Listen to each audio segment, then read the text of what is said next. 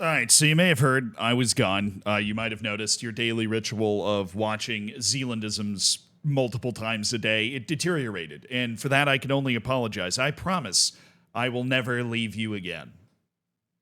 I gotcha. No, I mean, honestly, we're going to have to go film videos, and I guess every once in a while I'm going to be off the grid just for a little bit or have a really long travel day or whatever, but I am back now, and I've got the opportunity to catch up on European qualification. And when I tell you some crazy shit happened in European qualification, there were multiple matches with 3 red cards. Multiple matches with 3 red cards in them. Three! We'll start with the Champions League, right? That's what everybody cares about. That's what everybody's emotionally invested in. Well, there's a couple of teams that are still alive for that. The first tie that we have in Champions League, what they call the qualification semifinals on this website, but it's basically just the third round. Dynamo Kyiv knocking out Rangers. Very disappointing result, obviously, for the Scottish League and Rangers, but huge for Ukraine. The opportunity maybe to get that Champions League stage. Sparta Prague knocking out the Romanian representatives. You actually have 2 Czech teams that advance. Slavia Prague, there's like 8 of those, by the way. Just, something Prague. It's like half the top Czech league if you ever get a chance to check it out. They beat Royal Union Saint-Gilloise. That was like a comfortable 4-1 on aggregate. You had Midtjylland beat Ferencváros, so the Danish champions you're on the move. Karabakh from Azerbaijan has got itself into the final round after what could only be described as an explosive extra time. They scored 4 goals. It was 3-2, and it ended up being 7-2. Ludogorets just apparently only signed up for 90 minutes. They sent out the U19s once we hit extra time. PAOK Thessaloniki got knocked out. This was a tough round for Greece overall by Malmo, the Swedish champions. Slovan Bratislava from Slovakia advancing over Apoel from Cyprus. That a 2-0 aggregate scoreline. A good time for Slovakia and Slovenia. Norwegian champions Bodo Glimt continue to show that they're European group stage material with a dominant win over Polish team Jagiellonia. Then you also had Salzburg, who managed to lose the Austrian league last year. They actually advanced. They beat FC Twente of the Netherlands in what was a wild second leg that ended 3-3. The first leg was 2-1. The final goal in this, though, was for Twente, so it wasn't like that close for that long. Salzburg is, of course, a really tough team to draw at this point. So are Fenerbahce and Lille. Now, the first leg went 2-1 to Lille, but, Jose Mourinho being Jose Mourinho leading Fenerbahce, they are able to get an own goal in the 91st minute to force extra time, at which point Lille got a red card and then scored the winner in the 118th minute, a penalty scored by Jonathan David to send the French participants through over the second place team from Turkey. So that is a fall to the Europa League for Jose Mourinho. He will not be terrorizing the Champions League. But let's be entirely honest with ourselves here. Champions League is not really where the fun qualifying stuff is. No, the fun qualifying stuff is in the other two. The Europa League, we saw Petro Club from Moldova knock out the New Saints in a match where both teams got red cards literally in the first half, but Petro Club was able to hang on to a 1-0 win from the first leg to knock out my most hated team, the only professional team in Wales, the New Saints. Sorry, the only professional team in the Welsh league system. Got to be specific there. Somebody who's one of those, somebody's going to pop up the tape glasses and go, actually, right, and drop it. The only professional team in the Welsh league system. I know. What do you think all this forehead storage space is used for? Downloaded RAM? No. Stupid football facts. Not even useful ones. Give me a football quiz. I'll score below average. But I know that the New Saints is the only professional team in the Welsh league system. So get the fuck off my lawn. The following day, we got an absolute treat in Europa League qualifying. A Latvian team named RFS just abused Santa Coloma from Andorra 9-0 on aggregate, which is, that's a pretty serious way to get to the final round of Europa League qualifying. Also, that means there's a Latvian team and a Moldovan team in the final round of Europa League qualifying to get to the league stage, which is just objectively sick. And that brings us to the final day of Europa League qualifying, where we get some tomfoolery. Specifically, Lincoln Red Imps of Gibraltar, which fell down from Champions League qualifying to take on Belarus's Dynamo Minsk in this next qualifying round in the Europa League. Yes, you heard that right. a team from Gibraltar. Now, they might have lost 2-0 in Belarus, but they scored 30 minutes in playing at the Europa Point Stadium, which is actually a stadium I have now visited. They then went down, I suppose I should say, 2 goals on aggregate, 1-1 in the match, but scored in the 78th minute, which means for 12 minutes, Lincoln Red Imps was actually within a goal of Dinamo Minsk having to go to extra time with them before the Belarusian side managed to survive a trip to Gibraltar and advance to the final round of Europa League qualifying. We also saw things get harder for Turkey with Rapid Vienna managing to win, nothing like losing to an Austrian team. Elfsborg of Sweden, Victoria Pilsen of the Czech Republic. Molde from the Norwegian League, helped out by a 29th minute red card, was able to advance. Ajax needed penalties. We're going to come back to that. It's fucking ridiculous. Lugano knocked out Partizan in extra time, so the Swiss team knocks out the Serbian team. No fun, Partizan Serbian representation here. Maccabi Tel Aviv from Israel got matched, easy draw, matched up with a Lithuanian team. No upset. They're into the final round of Europa League qualifying. And by the way, making it to the final round of Europa League qualifying guarantees you will be in a Europa League or in a European group stage. Because if you lose in that round, you go into the Conference League group stage, right? Or league stage, or whatever I'm supposed to call it. So that Latvian team and all of these other teams that you've heard that have advanced in the Champions League, even the teams that lost in Champions League qualifying or at least guaranteed a spot in the Conference League group stage. So shout out to, all the teams that lost in the Champions League qualifying. Anyway, the teams that lose here, they have to win the final qualifying round of the Conference League, which very well might not happen. Braga from Portugal managed to survive. Shamrocks Rovers advanced the Irish team in extra time against Slovenian side Celje. They were behind 1-0 on aggregate. Gave up an 83rd minute goal to send it to extra time, but some dude named Burke managed to score. So there is an Irish team that will be playing in a European group stage, which is sick. And my heart was also broken. My heart was broken by Klaksvik, who managed to win the first leg of this tie against Borac Banja Luka of Bosnia and Herzegovina 2-1, only to fall 3-1 after extra time. There was a 82nd minute goal by Savic that sent it to extra time, and then they scored almost immediately in the 93rd minute, which means Klaksvik has to win its final qualifying round in the Conference League. The Faroe Islands team, the first Faroese team to ever make a European group stage. Sad noises. But yeah, the penalty shootout. Ajax and Panathinaikos. I don't know I don't know what was happening here. Ajax managed to win the first match. All of a sudden, they're playing at the Johan Cruyff Arena, and they just completely forget how to play. They give up an 89th minute goal to Panathinaikos, have a goal disallowed in the 102nd minute, and then it goes to a penalty shootout. Now, I'm going to just go ahead and scroll this for you.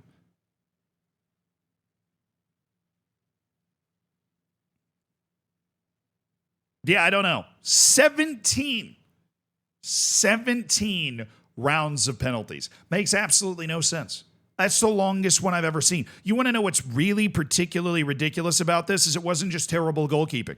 Right, Jordan Henderson made his penalty, by the way. Ajax, I'm going to count this up for you, had one, this penalty by Brian Roby, I think I'm saying that right, Bertrand Traore, Bass, that's 3, right? They're both after misses here. Then we've got 4. Broby missed again. Can you imagine having 2 different penalties in the same shootout where if you score, you win? And then Panathinaikos missed again, and Guy scored his second penalty. So they missed 4 penalties that could have won this shootout. Do you know how hard that is to do? Like, penalties, if they had scored, they would have ended the shootout. They would have just won. There were a lot of missed penalties in this penalty shootout, but they were synced up perfectly. They were completely in lockstep. They were Olympic synchronized swimmers. Okay, 4 penalties that if Ajax had scored, they would have won the tie. Ajax deserved to lose this penalty shootout for choking that many penalties. But on the 17th penalty at home, Ajax manages to survive Greek side Panathinaikos, who couldn't believe their luck. Honestly, by the time Broby misses the second time, Panathinaikos must have been sitting there thinking, how the hell are we still alive? And then turned out they didn't have as many lives as cats, and so it was kind of over. But that brings us to the Conference League, which is where a lot of this nonsense happens. Probably because there's just like a ridiculous number of matches in Conference League qualifying, and if you lose this, you are out of everything. Häcken from Sweden avoided an upset against an Estonian team and advanced, despite the second leg being 1-1. I mean, the first leg was 6-1, but still weird. Mornar Bar from Montenegro was knocked out by Pax from Hungary, so we got the Hungarian team advancing, moving on. Kazakh side FC Astana, big oil club there, destroyed a team from Romania. They are a fairly regular side in European group stages. Fehérvár from Hungary was knocked out by Ammonia from Cyprus. Pretty sure that's a chemical, but also, a club that can win a match or two. And then we get to the final day, which I'll give you an idea of how many matches are actually in Conference League qualifying, even though we've gotten to the third round. It's because teams keep dropping down from levels above, so there's just always more teams to play against. And there's some pretty bad matchups and some pretty good matchups. It's really amazing the variety of teams that can get drawn against each other. For example, the first tie, Vikingur Reykjavik from Iceland against Flora from Estonia, the Icelandic side winning 3-2 on aggregate. They jumped out to a 2-0 lead. They were playing in Tallinn as well, so big road effort from Vikingur. Then you've got another match that's like actually recognizable. I don't want to say it's an actual match because Flora and Vikingur Reykjavik is for the exact same prize, right? But Legia Warsaw against Brøndby from Denmark. That's a really legitimate tie between teams and players that are worth millions of dollars, and it was 4-3 on aggregate to Legia Warsaw. It was a very dramatic, tense second half after they both exchanged goals in the first half. And then we're back to the next tie where we have Punic Yerevan beating Ordubasi from Kazakhstan. That's an Armenian team that has now made it into the final round of qualifying. There is also another Irish team, St. Pat's Athletic, beating Saba Baku from Azerbaijan. And Azerbaijan apparently has still not found another team that can carry the water outside of, Karabakh. You know the one team. Except I'm lying to you because Osijek, a legit club from the Croatian league, was beaten by Zira from Algeria. Yeah, they're in Europe. Azerbaijan. 90th minute goal from Zira, the Azeri club. And then they managed to, dude, what? I didn't know this until just now that the penalty shootout was 2-1 after 5. What the hell happened? What is this? What? 2-1 after 5 penalties. Also, Pulisic taking the first one and missing for Osijek. Just terrible. Braun continued Norway's good run and dampened Scotland's spirits with a comfortable win. Romania got a team through with Cluj knocking out Maccabi Petah Tikva from Israel. They had Djurgården of Sweden knocking out Ilves. And we'll just take a moment to appreciate Ilves' badge again because it deserves to be appreciated. There was a point in the first half where this was 2-2 on aggregate, but a bit of a runaway from Djurgården to keep the Sweden-Norway velocity going. And that brings us to our first 3 red card match. Now, this was 1-1 after the first leg between Hapoel Beersheva from Israel and Mlada Boleslav from Czechia. And Hapoel Beersheva jumped out to a 2-0 lead. It's 3-1 on aggregate. They're in the halftime locker room thinking, oh yeah, this is our game. And then it's 2-1. Mlada Boleslav scores very early in the second half to make it 3-2 on aggregate, at which point they score again. 10 minutes later, it's now 3-3 on aggregate, and Hapoel Beersheva begins what I'd like to call the meltdown. First, we have TB who gets a second yellow and gets sent off, and you see cards are starting to accumulate here. Lopez in the 62nd, Blorian in the 71st, Gordana in the 74th, along with TB who got sent off. Shushneshev, then he gets sent off for foul. So they got 1 red card. They're already at a huge disadvantage. Mlada Boleslav scores 2 goals, flips the result completely.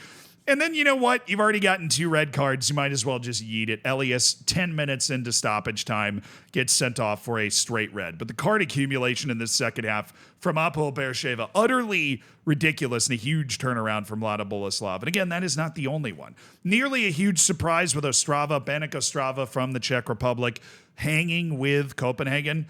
It ended up being 1-1 on aggregate all the way to penalties, which just a huge struggle for Copenhagen on the road. Elyounoussi and Oscarsson, the two players on Copenhagen that I know more than anybody else, missed their penalties, but Bannico Strava went 1 for 5. So I'm pretty sure I could have scored enough penalties for Copenhagen to have gone through, and they did survive and make the final round. Copenhagen doesn't make it to a European group stage of some kind when you've got teams from Iceland and Armenia and Azerbaijan that's not Karabakh like advancing. Then somebody's getting fired. So somebody's job was just saved. Another Cypriot team, Papos, has advanced. The Cypriot League really showing out, showing some depth. They scored a goal in the 97th minute after playing against a team that was a man down for the entire second half, and then bagged 3 goals in extra time to make it look like a comfortable blowout. Shout out to them. Ljubljana from Slovenia eliminated Sheriff Tiraspol, which means the former Moldovan heroes that challenged Real Madrid aren't even going to a European group stage. Scotland kept one team alive. Kilmarnock knocked out Tromsø, which brings us to one of the shocks of the round. Noah, a team from Armenia. And if you're not familiar with the Armenian League, it's fucking trash. Or it has been. It's not anymore. They've got 2 teams going to the final round of Conference League qualification. The first leg was 3-0 or 3-1 to Noah, and there was only 1 goal in the 92nd minute for AEK Athens. This is a team that if you're simulating on Football Manager can make Champions League group stages no problem. You wouldn't be surprised to see them there. Sure, you'd want to draw them, but I mean, come on. They're playing Noah from the Armenian League, and they just got knocked out. But Başakşehir avoided embarrassment against a Georgian side. Drita from Kosovo knocked out Latvian side Auda in what was one of those draws where you knew like an unsuspecting team could make it to the final round. And honestly, it's huge for a club like Drita to make it to the final round of European qualifying, because it's just not something, if you're playing in the Kosovan League, that you can reasonably expect to happen. Serbian side Vojvodina was eliminated by Maribor from Slovenia. I told you Slovenia was having a good day.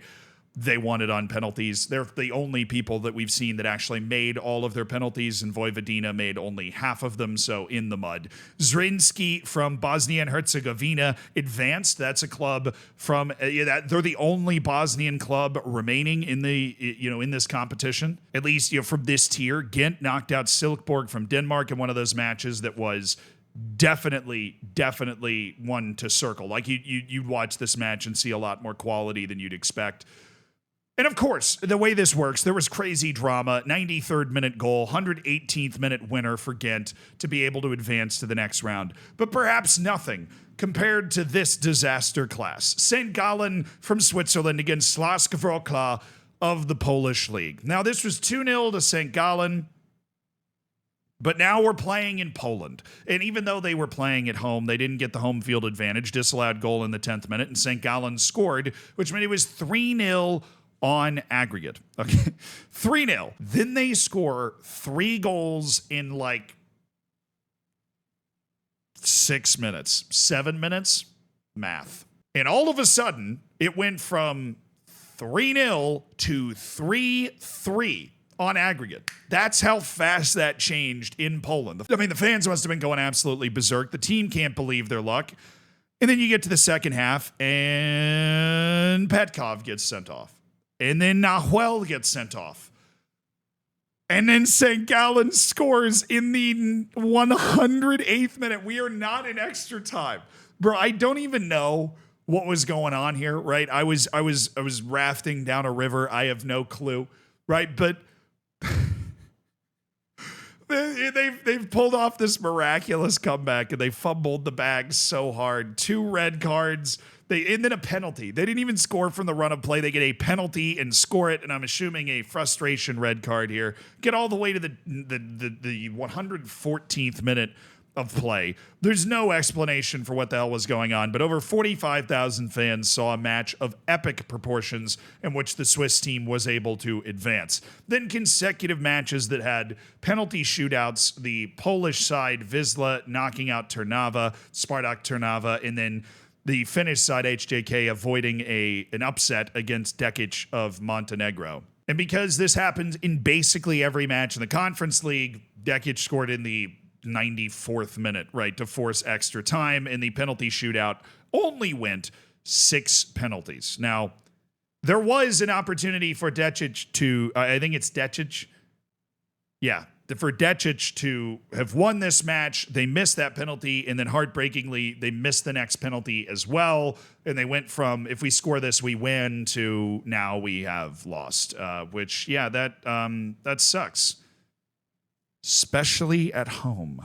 A Slovakian team I've never heard of, Razumbarak, has managed to knock out Hajduk Split. Really rough run for Serbia and Croatia, actually, in all of these qualifying matches. Hajduk Split picked up a red card for good measure. Love that. And with a couple of Irish teams representing, there is one Northern Irish team that has sustained. Larne from Northern Ireland has advanced the final round in a penalty shootout against Balkani from Kosovo, who'd looked very promising earlier in this tournament. And it was a more normal-looking penalty shootout until you realize, like, these are red cards and not penalties. Larne won this very comfortably in the penalty shootout, but it's just the way that it works. Puskas Akademika managed to win against Ararat Armenia in what I don't even know if you could have found a stream for this match, but there was a red card, and then Ararat scored in the 85th minute, could have sent it to extra time, and then they didn't because there was a 94th minute goal from Favarov. Of course, all of this after the 62nd minute red card. And, you know, it is insane to the extent... It is insane the extent to which both of these teams had a very good chance to go throughout the entire match. And Vitória Guimarães, the Portuguese team, as you would have expected, able to take care of business against Zurich from Switzerland.